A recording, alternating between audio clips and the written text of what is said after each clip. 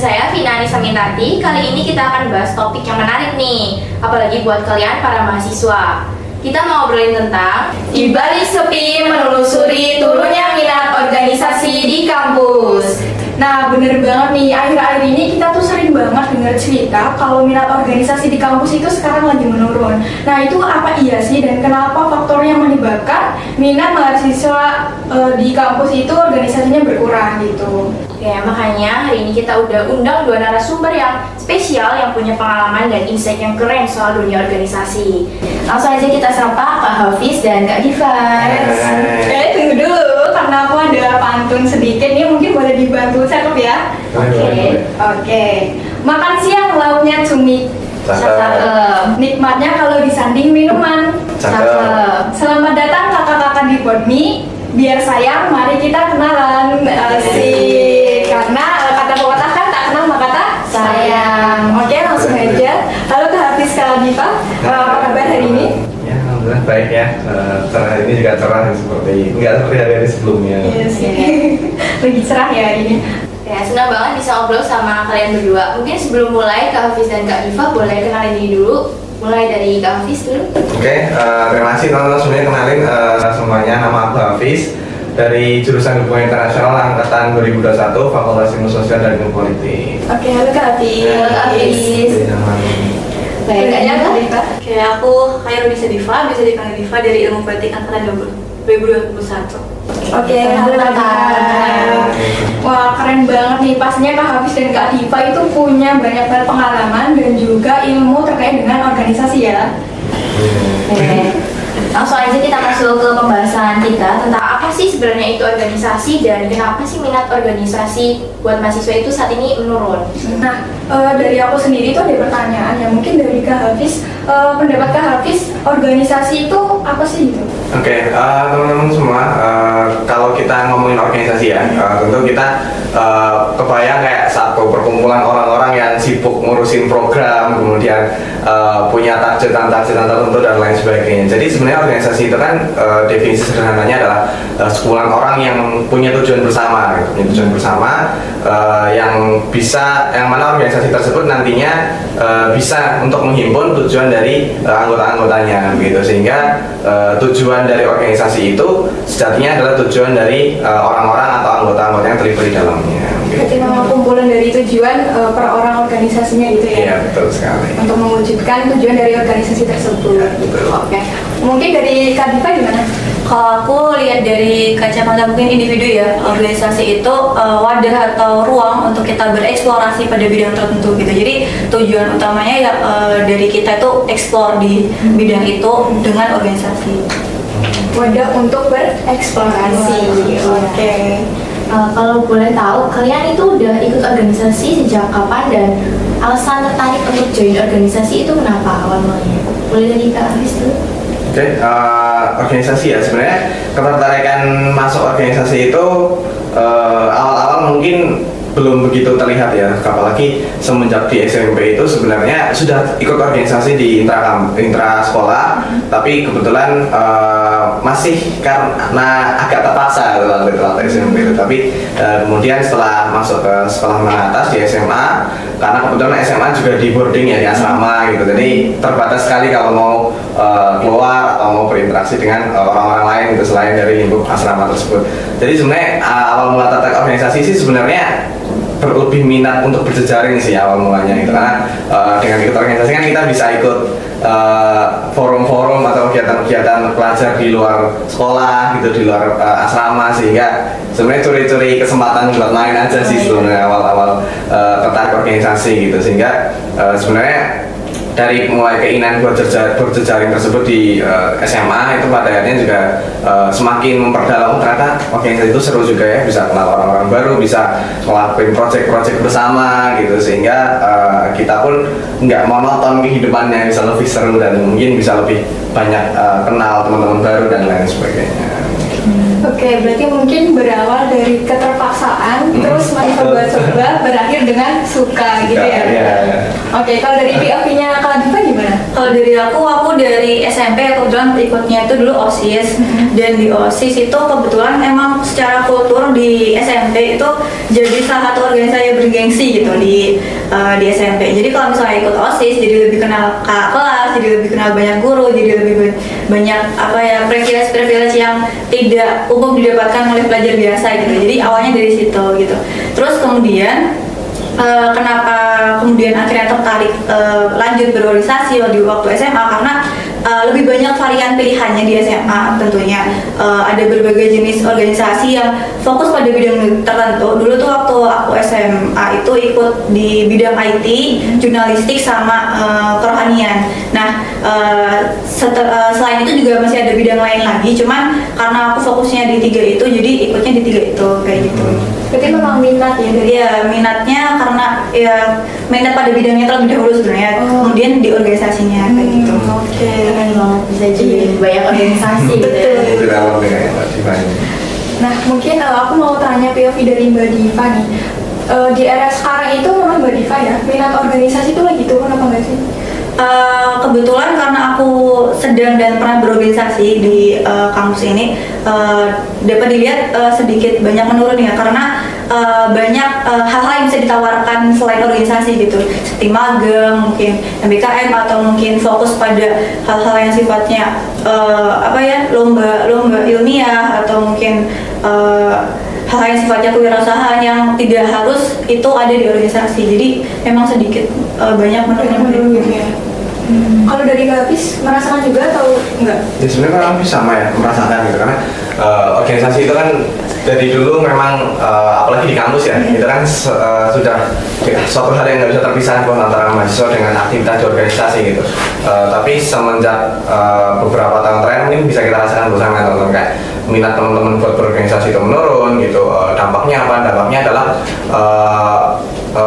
organisasi dari nggak optimal, semakin nggak optimal, dan regenerasi mungkin terlalu cepat, sehingga proses pembelajaran di organisasi itu mungkin bisa dikatakan menurun ya, karena kematangan anggota atau pengurus dalam lingkungan berorganisasi dipaksa dengan sistem untuk mempercepat masa studi dan lain sebagainya, pada akhirnya berdampak pada menurunnya kualitas dan kuantitas teman-teman mahasiswa dalam berorganisasi. Gitu. Karena kita juga sebenarnya kita juga masih baru ya, katanya nggak terlalu ini kan, juga merasakan hal yang sama gitu. Kalau sekarang tuh minatnya lagi berkurang banget gitu organisasinya gitu. Oke, dari pengalaman kakak yang udah banyak ikut organisasi, alasan yang membuat mahasiswa itu minatnya turun untuk join organisasi itu kenapa ya? Menurut Kak Diva dulu.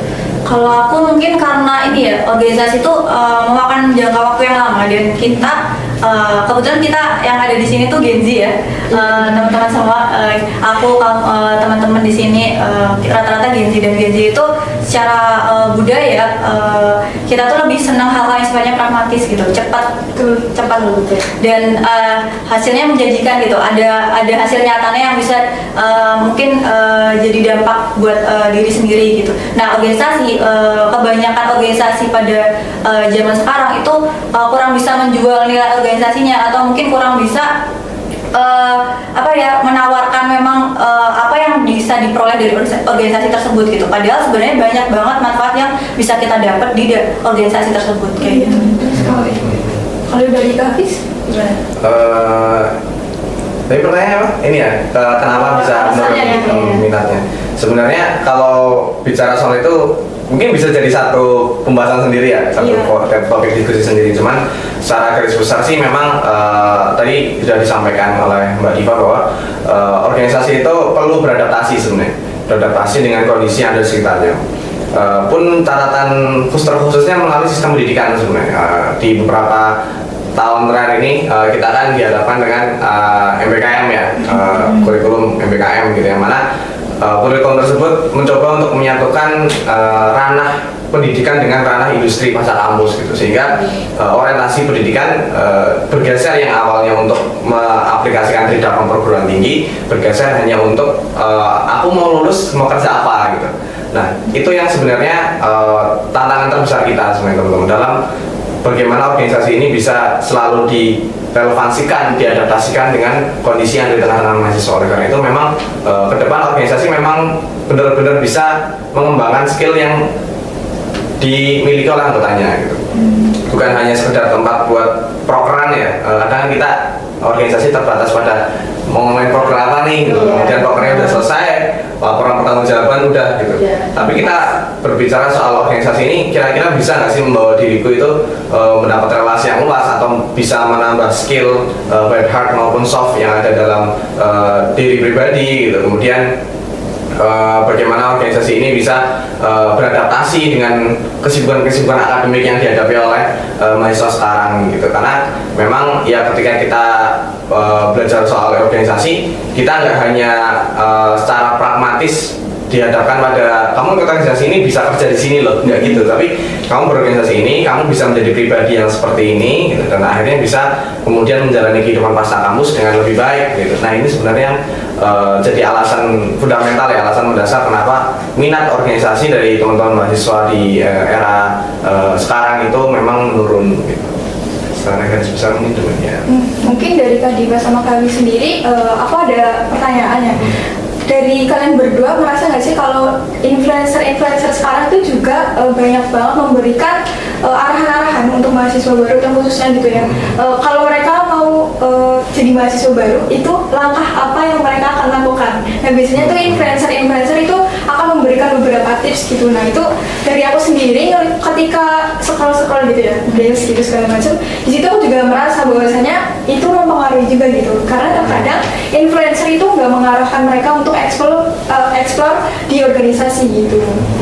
Dari kalian sendiri, iya apa enggak? Kayak ngerasa mungkin pernah lihat juga kayak gitu segala macam.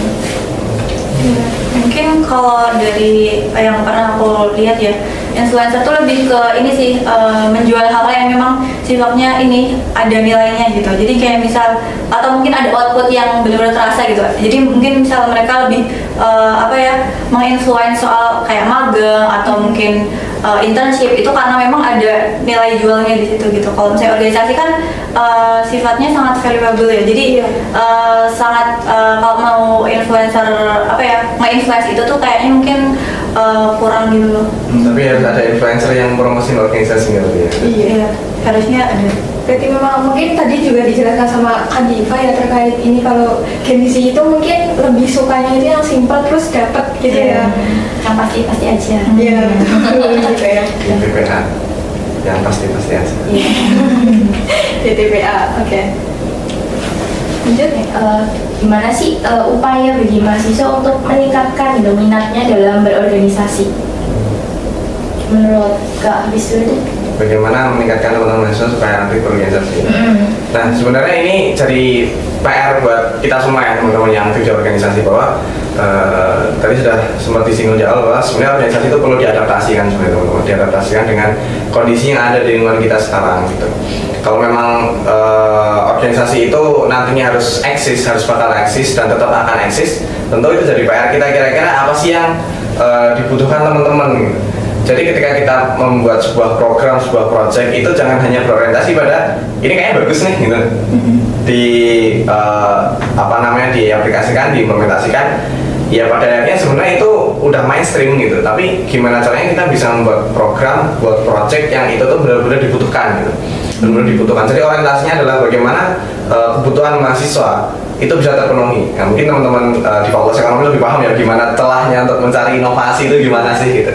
Nah, sehingga sebenarnya itu yang dibutuhkan organisasi. Kita harus memetakan sasaran kita, pangsa pasar kita siapa, kemudian value apa yang akan kita jual, novelty apa yang ada di dalam proyek-proyek kita gitu. Sehingga nantinya organisasi itu bukan hanya berbicara soal ngelakuin program-program aja, tapi mana program-program yang memang dibutuhkan, baik itu untuk internal pengurusan kita di organisasi ataupun di eksternal kita atau bermanfaatan kita gitu. Jadi memang perlu itu. Saya rasa teman-teman yang mungkin juga menyaksikan ya, teman-teman organisator yang menyaksikan, mari kita mencoba untuk berpikir bahwa organisasi itu bukan hanya tempat buat melanjutkan tradisi program yang sudah ada dan sudah ditetapkan oleh senior-senior gitu. Mari kita kembali perhitungkan, kembali melakukan riset melalui apa yang dibutuhkan teman-teman baik di internal maupun di eksternal organisasi, dan itu yang nantinya akan kita aplikasikan gitu. Sehingga jangan sampai organisasi itu udah kita bikin konsep sendiri, udah kita ngadain acara, yang datang juga orang-orang kita sendiri gitu. gitu. Kita misal ada output kayak bikin video atau bikin konten yang meramaikan orang-orang kita sendiri. Nah sebenarnya itu kan hal yang kurang tepat ya sebenarnya. Jadi organisasi harapannya bisa lebih adaptif, bisa lebih mengetahui mana dan apa yang harus dilakukan dalam memenuhi kebutuhan teman-teman, berorientasi pada kebutuhan, dan juga yang terakhir organisasi juga harus bisa praktis tapi jangan pragmatis gitu. Oke, bagus banget jawabannya dari Kak Hafiz. Mungkin dari Kak Diva gimana? Kurang lebih setuju. Cuma mungkin tambahannya adalah organisasi di sini mungkin perlu pinter-pinteran gini, branding sama promotingnya gitu. Jadi kayak misal dari dulu yang selalu digaungkan orang yang berada di organisasi adalah organisasi ini tempat yang hangat, sifatnya kekeluargaan gitu. Dan itu tuh narasi-narasi yang menurut aku udah basi sih untuk Gen Z apalagi ya. Harusnya mungkin secara branding dan marketingnya lebih disesuaikan dengan kebutuhan mahasiswa sekarang ini gitu. Mungkin kayak misal mahasiswa apa sih yang dicari gitu. Misal mahasiswa lebih tertarik sama bootcamp, atau misal mahasiswa lebih tertarik sama magang. Nah di dalam magang atau bootcamp itu sebenarnya juga bisa diperoleh di organisasi, seperti mungkin soft skill yang sedang kita cari yang lagi rame di era sekarang ini. Mungkin soft skill terkait strategic thinking, atau mungkin analytical thinking, atau critical thinking. Nah itu kan hal-hal yang sifatnya sebenarnya bisa ada di organisasi juga. Atau secara hard skill mungkin ilmu berkomunikasi, dan mungkin kalau misalnya pada bidang-bidang tertentu berarti belajar soal digital marketing, atau kalau misalnya di bidang data berarti belajar soal analisis data kayak gitu. Sebenarnya itu ada bisa di organisasi, cuman secara marketing dan branding organisasi itu biasanya kurang, jadi mungkin lebih harus dijual lagi gitu kayak Brandingnya gitu. branding organisasinya. Sebelumnya aku mau tanya, minat organisasi itu bisa dipengaruhi banget sama lingkungan sekitar gitu nggak sih? Kayak misalnya mereka nggak ikutan gara-gara teman itu, menurut kakak-kakak tuh pengaruh nggak? Kalau dari aku ya, circle tuh mungkin sedikit banyak berpengaruh ya, lingkungan sekitar.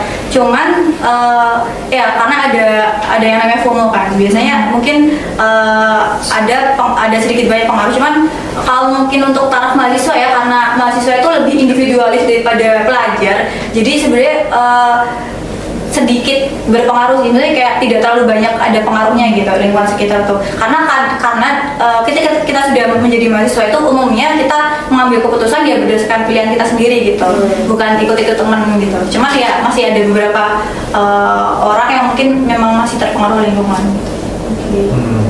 Dari Kak Hafiz gimana? Ya sebenarnya ketika Mbak Diva pakar Gen Z banget ya.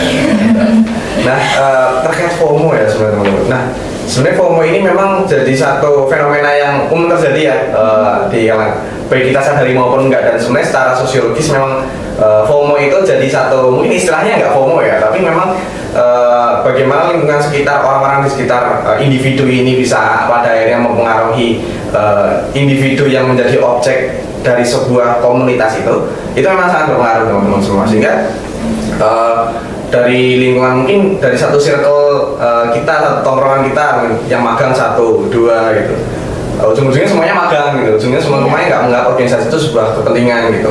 Dan itu juga sering dijumpai di kota-kota besar, enggak, maksudnya sering dijumpai di sekitar kita gitu, bahwa sebenarnya memang pada akhirnya nanti yang ikut organisasi itu cuman ya mungkin satu atau 2 orang, dan itu pun mungkin agak terpaksa ya gitu, tapi memang karena organisasi ini harus tetap eksis, jadi mau nggak mau ada yang melanjutkan. Dan itu sebenarnya fenomena yang tanpa kita sadari memang terjadi gitu, dan itu menjadi satu fenomena sosiologis yang tidak bisa terpisahkan gitu. Jadi apalagi dengan masifnya tawaran-tawaran soal magang, kemudian tawaran-tawaran mengenai relasi yang bisa didapatkan melalui program sistem pendidikan kita yang baru, kurikulum pendidikan yang baru, memang mungkin awalnya cuma 1 atau 2 orang, tapi semakin kesini namanya juga upaya untuk transformasi yang dilakukan oleh perumus kebijakan ya, perumus kebijakan pendidikan, tentunya itu juga nantinya berdampak pada individu-individu yang lain gitu. Jadi memang faktor lingkungan sangat mempengaruhi ya, walaupun mungkin di sisi lain memang benar tadi katakan sama Kak Diva bahwa Gen Z itu kan apalagi mahasiswa itu kan juga di satu sisi juga punya individualisme tersendiri gitu. Tapi kadang individualisme ini tuh menjadi pemikiran kita lebih pragmatis gitu. Kalau organisasi kan juga nggak mungkin sendirian, mesti kan ngajak, aku mau ikut ini nggak, organisasi bareng aku gitu, atau mungkin ikut magang bareng aku aja gitu. Nah itu kan sebenarnya juga satu hal yang sering kita jumpai ya. Akhirnya ngajak-ngajak ya. Akhirnya ngajak-ngajak satu circle magang semua, satu circle nggak lanjut dalam organisasi semua gitu. Jadi nah dan ini jadi satu celah sebenarnya teman-teman, gimana caranya organisasi itu bisa menjadi lingkungan yang suportif satu sama lain gitu. Sportivitas antar anggota di dalam organisasi itu penting untuk mencegah hal-hal kayak gitu. Iya. Kayak mungkin yang awalnya ikut organisasi karena mau coba-coba aja, akhirnya bisa disupport oleh rekan-rekannya gitu. Bisa jadi satu hal yang positif selain dari hal yang negatif, menurunkan minat. Di sisi lain ya sportivitas di antar anggota sebuah komunitas atau organisasi ini menjadi satu motivasi tersendiri untuk membangun organisasi itu untuk setidaknya bisa eksis ya, dan bisa berkembang dengan seiring waktu yang berjalan. Oke, baik. Nah, aku mau tanya nih, dari POV-nya Mas Hafiz dan Mbak Diva, kira-kira mungkin dari pengalaman sendiri ya, sekarang kan masih ikut organisasi ya berarti ya? Ya, Ya intinya masih lah ya gitu. Nah itu kiranya ada potensi nggak sih dari mahasiswa untuk mempertahankan organisasi mereka gitu? Mungkin bisa dijawab dari POV-nya sendiri gitu. Aku mau kayak gini nih, maksudnya kayak punya program ini buat apa, meningkatkan minat organisasi untuk ikut join di organisasiku kayak gitu. Ada nggak kira-kira dari Kak Hafiz dulu mungkin? ya terkait organisasi ya, dan gimana strategi kita untuk bisa memperbanyak minat teman-teman untuk mengikuti organisasi. Sebenarnya kurang lebih sama ya, bahwasanya ya dalam berorganisasi itu tentu kita harus mencoba untuk menciptakan organisasi kita tuh jadi tempat senyaman mungkin sih sebenarnya. Bukan berarti tempat nyaman untuk sekedar nongkrong dan duduk-duduk aja, tapi tempat nyaman untuk berkembang juga. Jadi ibaratnya organisasi itu bisa menjadi rumah ya, yang mungkin justru di sisi lain ini tidak bisa kita dapatkan di tempat-tempat magang ataupun di program-program akselerasi pendidikan gitu.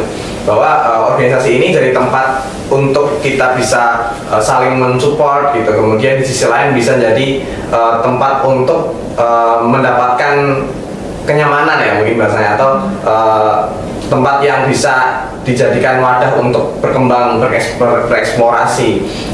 Dan kaitan dengan eksplorasi, tentu organisasi itu bisa menjadi tempat untuk teman-teman bisa berkarya gitu.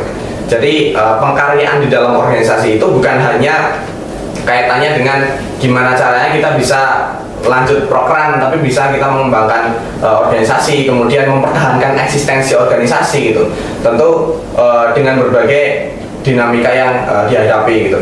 Mempertahankan organisasi itu sebenarnya bagi saya pribadi ya, karena saya juga mengikuti organisasi, adalah sebuah keharusan sebenarnya, kewajiban gitu. Karena mungkin kaderisasi itu adalah sebuah tugas, tapi memberdayakan kader-kader organisasi, anggota-anggota organisasi, pengurus-pengurus organisasi itu adalah sebuah kewajiban gitu. Jadi organisasi itu harus tetap bisa adaptif, harus tetap bisa mengikuti perkembangan zaman, harus bisa tetap menjadi tempat terbaik yang bisa dimiliki oleh teman-teman untuk mendapatkan rasa aman, rasa nyaman, kemudian dukungan psikologis gitu, untuk nantinya bisa berkembang, mengeksplorasi diri, mengaktualisasi diri, dan juga nanti pada akhirnya bisa menjadi tempat untuk berkarya, dan akhirnya organisasi itu bisa menjadi wadah bagi anggotanya untuk bertransformasi menjadi pribadi yang lebih baik, kemudian menciptakan program-program yang berdampak ya kepada masyarakat, kepada sesama, untuk bisa semakin meningkatkan kualitas dan kuantitas orang-orang yang terlibat, dan juga orang-orang yang menjadi yang terdampak dengan adanya organisasi dan program-program kita gitu. Oke, dari Mbak Diva gimana?